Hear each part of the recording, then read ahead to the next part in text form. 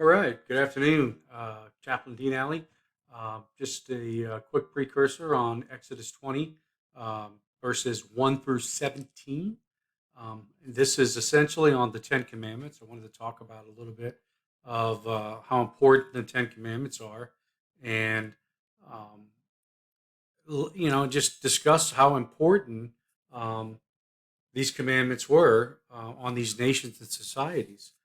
You needed to have some kind of order. Think about it. If you don't have the the lights when you come to a four-way, it's chaos, right? So you got to have some form of mechanism to control, and the laws tell you green, go, type thing. Well, think of it as the Ten Commandments being what God's giving Israel to live by, and some of them are a little hard, some of them are harsh, and some of them I don't think are that bad, and they're pretty easy to get there for us. But one of the things that I noticed that is a lot of times um, we don't spend enough time on the moral law, and the moral law was given specifically by God. God gave these commandments, if you remember, um, and actually, Moses broke them. He had to get another set. But God basically, where you get the word finger of God, um, which is a parallel to when Jesus was writing with his finger in the temple, is the finger of God. Some say that is analogy back to God writing the Ten Commandments. It's important because it gives us the measuring piece for our own Christianity. One of the things that I see a lot of times is we don't spend enough time about it. So let's just do a little dry run.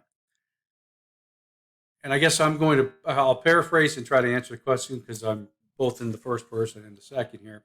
But um, when we start looking at the Ten Commandments and we look and see what God is talking about, let's just start breaking down.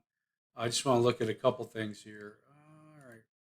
So the first okay, opening is verse 1. And God spake these words, saying, so this is God. He's introducing himself in this presence. Verse 2, I am, that's powerful, the Lord thy God. He's got Lord and God in the same. So that tells you his status right there, where he's at. And he elaborates here, right? He says, which have brought being a verb, you out or thee out of the land of Egypt, out of the house of bondage. So they were essentially they're in bondage, and they had the Pharaoh. There was, the new Pharaoh who was very mean and harsh, didn't remember Joseph and uh, Israel, Jacob. You know, generations have passed, so there's no respecter of that situation there. So it's pretty much gone. So you get this new Pharaoh that's really putting the pressure on and putting the heat on these guys, making them work even harder.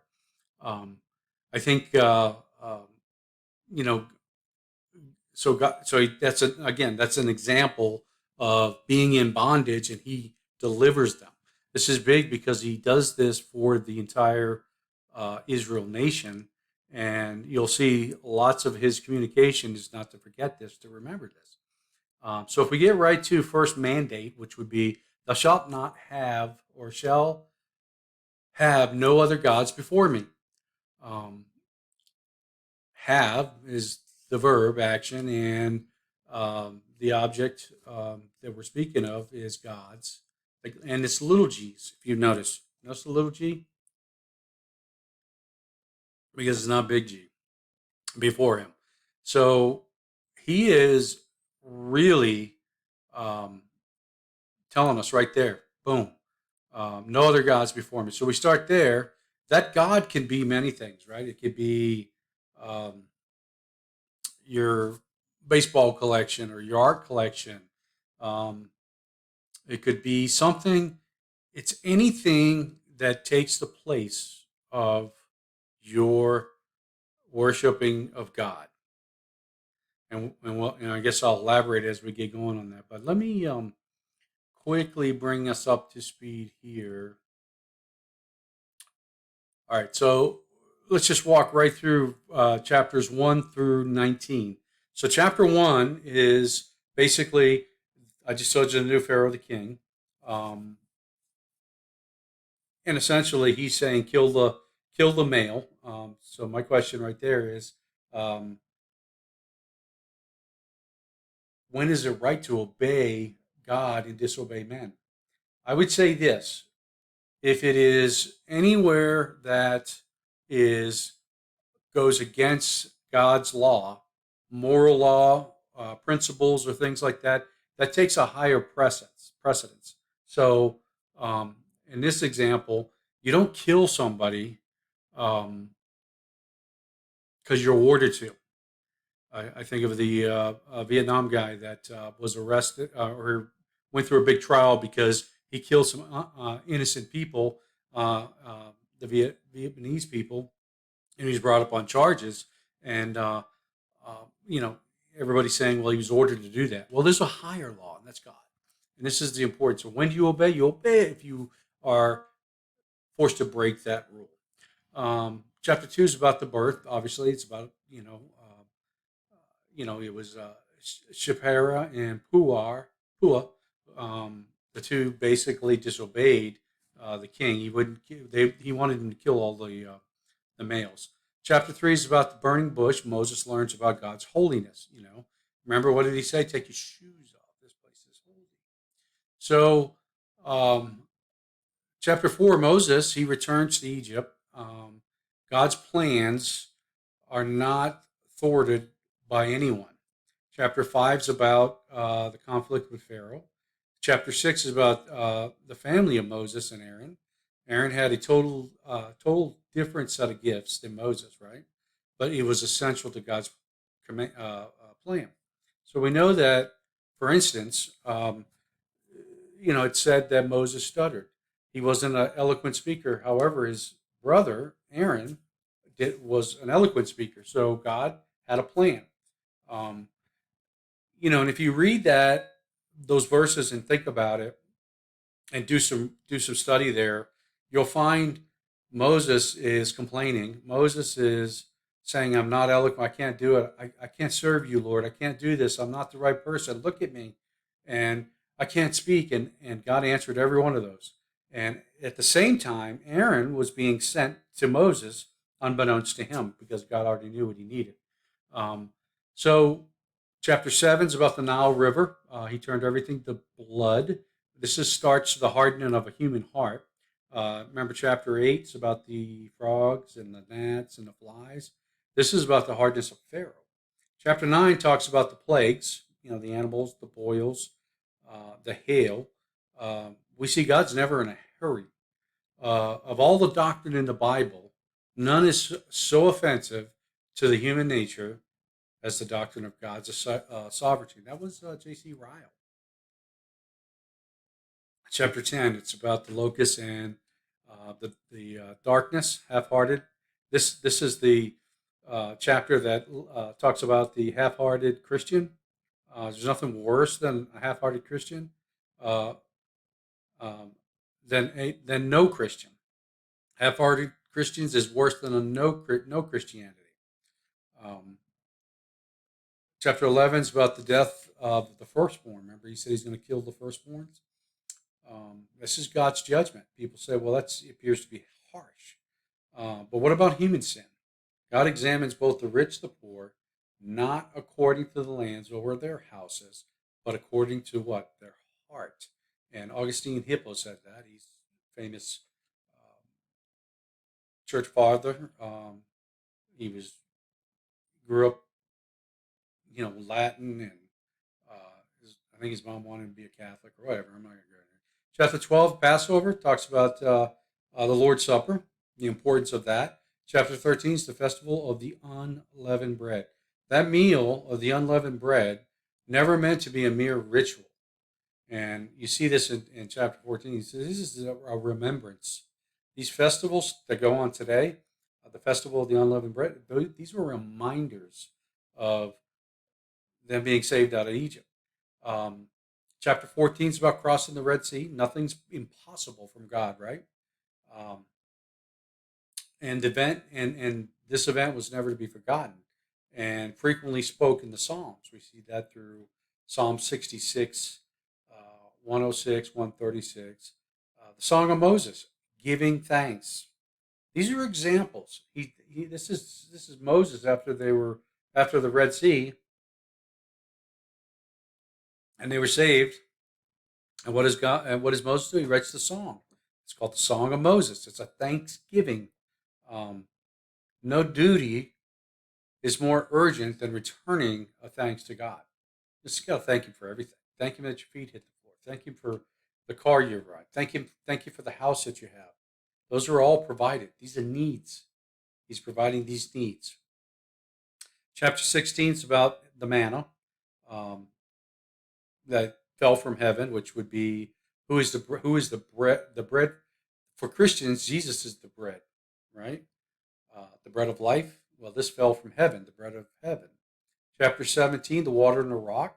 Um, they were complaining; they wanted water, and Moses baked the rock.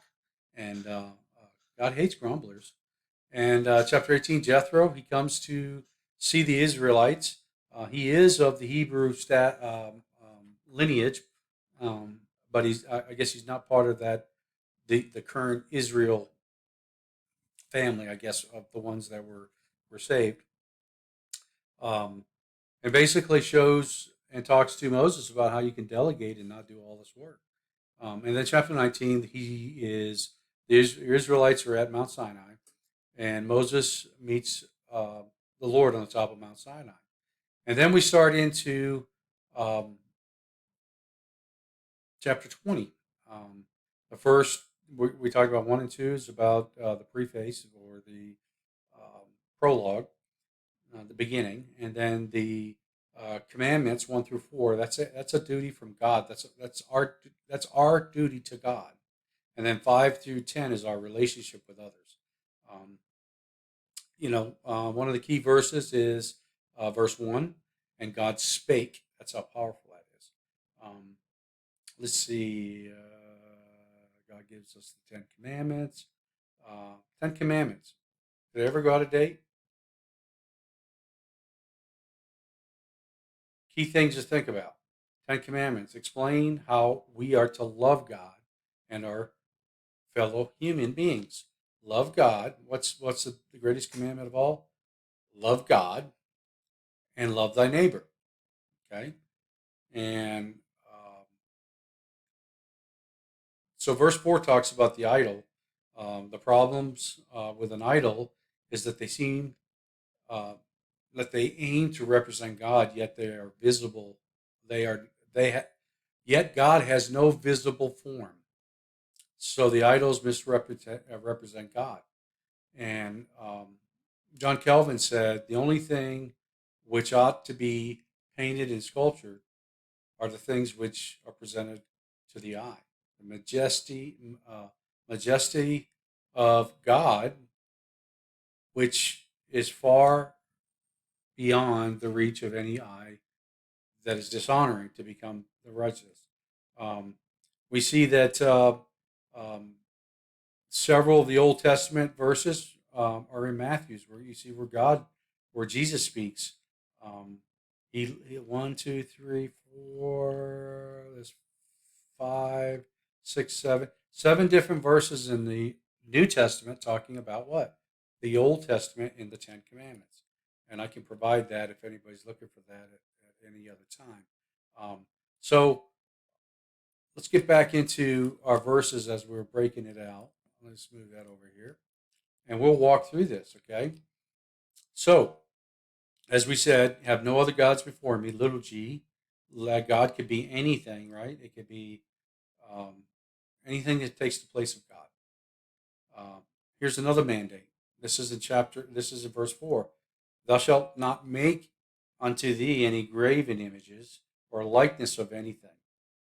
And then he elaborates here that it is in heaven or above, or that is in the earth or beneath, or that is in the water or under the sea. That covers everything. Heaven, earth, and the water. Pretty clear there. So he elaborates. He does a great job there. So here is uh, another command. So we said it was no gods before me, no graven images in likeness of anything.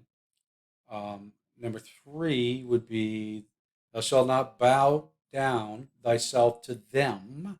Who's them? Well, we just talked about, right? It was just, we talked about those idols. Um, the reason um, and the topic is why? Because I, the Lord thy God, am a what? He characterizes right here by saying jealous God, visiting iniquity of our fathers upon the children unto the third and fourth generations of them that hate me. Um, I need to study that verse there a little bit more, but I'm thinking it's basically the disobedience. I'm just trying to figure which generations are those, and I'll have to research that. So, verse 6 and showing mercy unto thousands of them that love me. Okay, he elaborates. He's showing mercy to thousands that love him. How important is that? Huge. He has mercy and keep my commandments. That's the key right there, folks. He shows mercy and love to those that keep my commandments. This is in Exodus. They had just left Egypt. All right, let's get into the next one. Verse 7, another command. Thou shalt not take the name of thy Lord God in vain. Why? For the Lord will not hold him guiltless that taketh his name in vain. The Lord is going to hold him accountable for it. You're not going to get away with it, basically. All right, verse 8 is another command. Remember the Sabbath. Keep it, Sabbath day, to keep it, and it is holy. Verse 9 gives you a really big background of the story right here. Verse 9 starts out with what? 6 days. Well, what do we know about 6 days? Well, we know that he created the heavens and the earth and everything in it in 6 days. And what did he do on the seventh day? He rested. My point here is God is giving you um, an example how to live. Work 6 days and and rest on the Sabbath. What does the rest mean? You remember Him. You put Him first. It's all about a remembrance of God and what He has done for you. For us Christians, He sent the Lord Jesus Christ and gave us our salvation. So those are the things you're thinking about. You're reading His Scripture. You're praying. You're spending time with Him. You're in service. Those are the days that we should be keeping Him present. All right, so 9, 6 days shall thou labor, again, and then do all your work. So you have 6 days. He elaborates here, but on the seventh is the Sabbath of the Lord thy God, which he supplies that and says, he's in it. The Sabbath of the Lord thy God in it. Remember what Jesus said when he was when they were trying to trick him about working on on the Sabbath, and he made the comment about do you help somebody that uh, falls in a well or something on a day like that, and he basically says, "I am the Sabbath." Remember that. So next command: Thou shalt not do any work. That is a command, um, and that means, and then he goes on to say, nor your son, your daughter, your manservant, your maidservant, thy cattle, thy stranger, that everything is in the gates. Did anybody miss something there? I missed something. He got everything except the wife. Now, why would he leave that out? Anybody have any thoughts?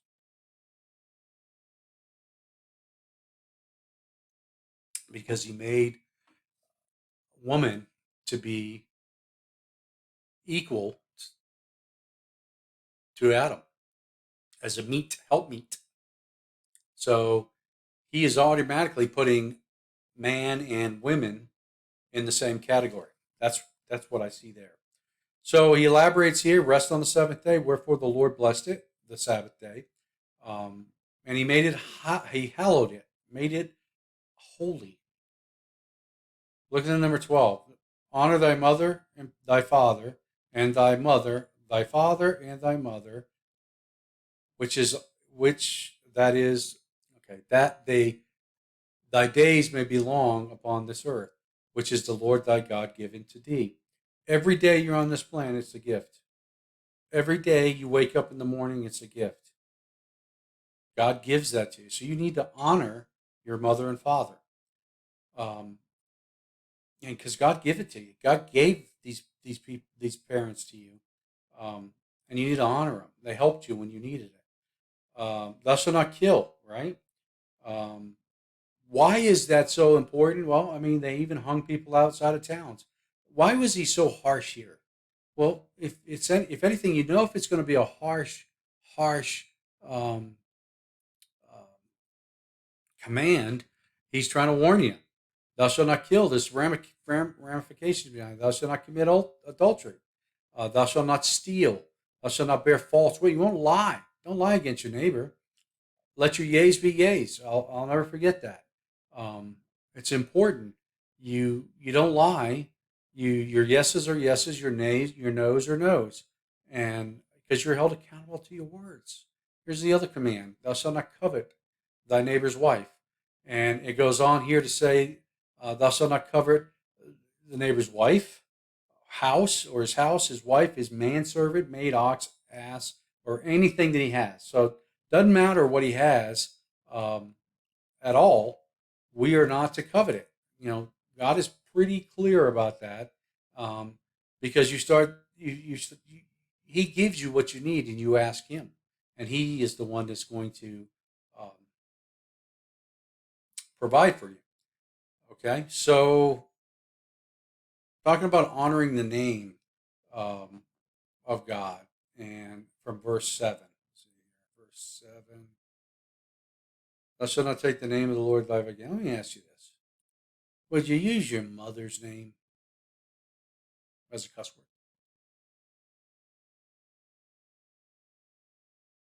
Probably not, right? Often people use the Lord's name as if it's nothing, and they throw it out there. It's just it's when you say someone's name or a bad name, you're not criticizing what's been written about their birth certificate. You know, you think about it. You're warning me that a man cannot be trusted. If God is the most powerful thing in the universe, and His name is one of the most should be the most sacred and honored names. What does the Lord's Prayer start with? First petition is Lord's Prayer is hallowed be thy name. Hallowed be thy name. It's an honor. I mean, the Jews didn't even want to use his name or bring his name up, or they would put something in place of it because it was so holy. Um, People that blaspheme God and they use this vulgar language, um, using God's name to making a promise, like in I swear on God that or an oath.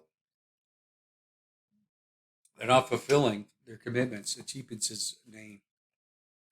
I already talked about the Sabbath. Um, it's holy. You got to keep it. All right. Um, Parents, I can't tell you enough. The um, in a world that worships and imitates youth and uses assisted suicide, euthanasia, to eliminate unwanted old people, this command sounds like an echo from a time warp. Think about that. I mean, the Jews were told to respect their senior citizens. Do we do that? Do we take care of them? Do we help them when they need it? Can we do that? Sure. Should we do that? Sure. But how we treat them today will help determine how we're treated tomorrow. You heard the old story, reap what you sow. All right, so honoring marriage is so serious. Adultery, it's it's a capital crime in Leviticus, basically you would get killed. Um, and if they decided the family is the basic unit of the nation and faithfulness to a marriage is a contract, that's like a covenant. Adultery is robbery. Um, but in the end, if you commit adultery, you rob themselves. Proverbs 6:20. The Lord can forgive adultery. Like David, the adulterer, he forgave David, right?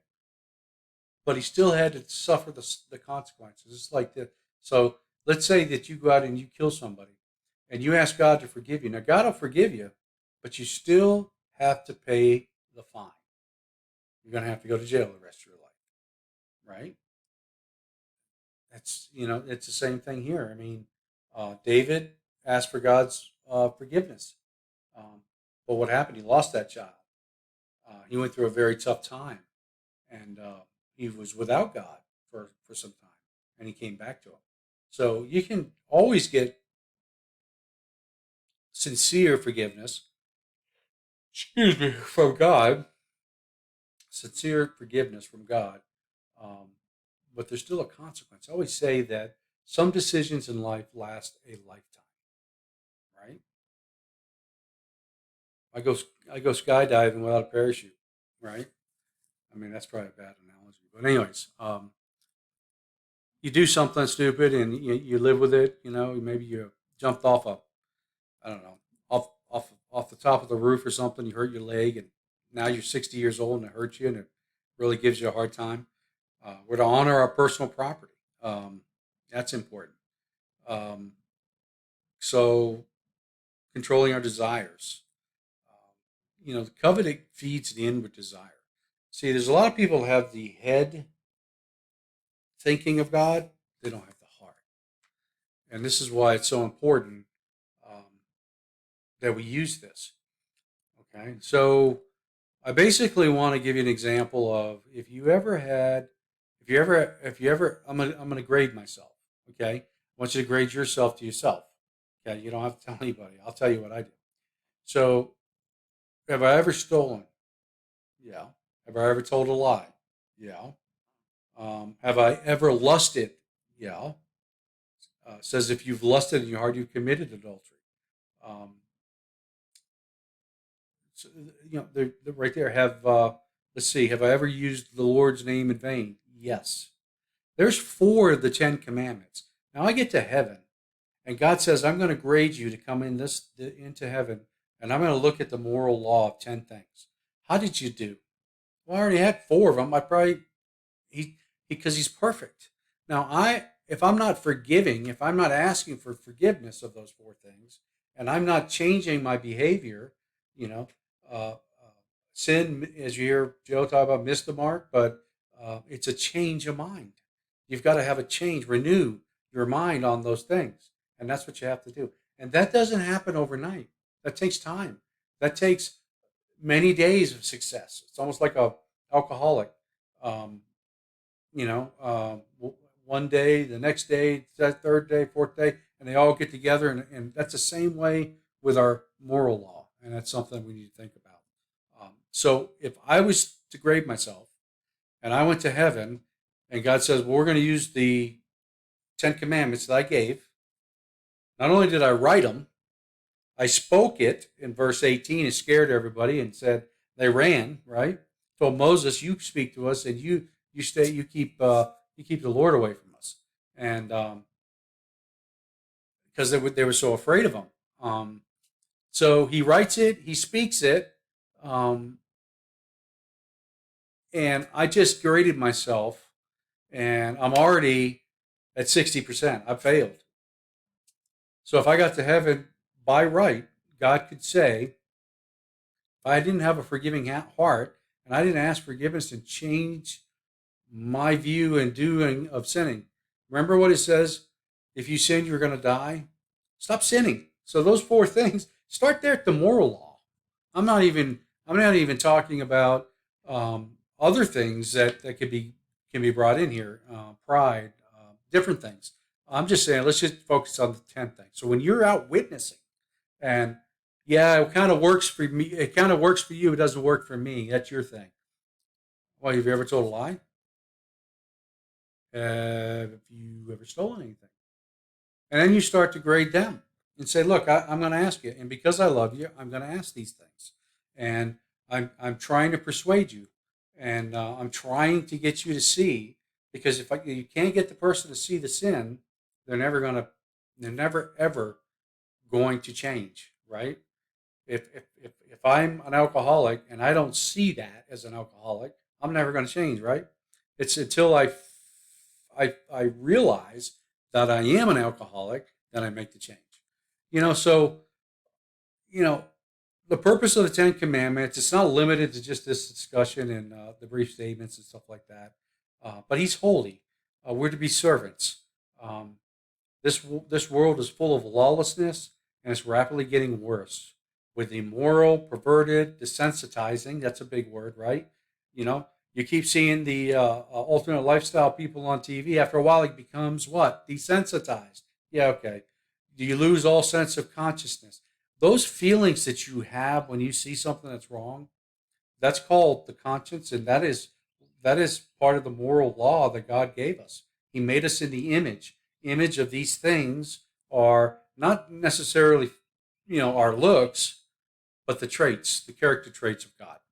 So, um, so again, it's my hope that we walk through this a little bit. You got a better understanding about the Commandments. We could go on and on and on. I didn't want to go too long, but I did want to get this out and talk a little bit about it. And I think I'll finish with that. And thank you, and thanks for watching. Take care. God bless.